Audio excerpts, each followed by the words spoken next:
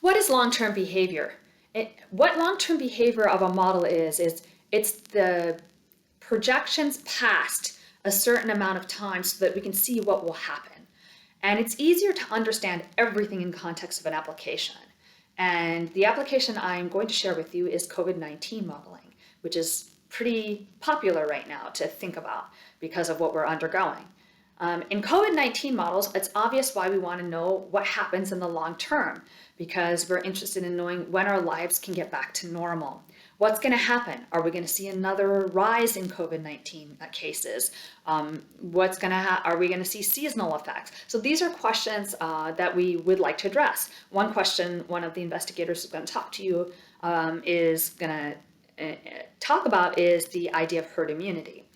So in the model that I published recently in the journal Obesity, we had assumed in that case, because this is what I saw in New Jersey actually, where I live, is that when infectivity rates were high, people behaviorally responded to what they saw. So the more it was talked about in the news, the more frightened people came and the higher social distancing there was. So where there was less people on the streets, you had closure of the businesses, and people did really try to wear masks and socially distance. As the infectivity rate declined, however, you see people becoming more bold and responding behaviorally, like, hey, it's okay, I can go outside now. And there was outcry here in the government that, hey, we should be careful because we can have another rise in COVID rates.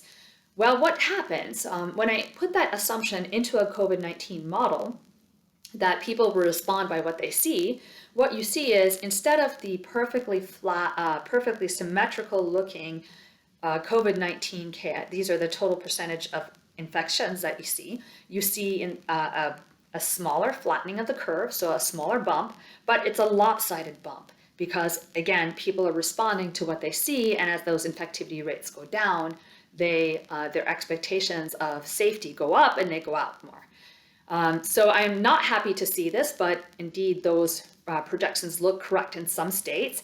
This is the state of Pennsylvania, and you see that it has this lopsided shape. And you're seeing another rise too, which I didn't project it out and make assumptions for another rise. But we will hear from other researchers about why we might see another rise.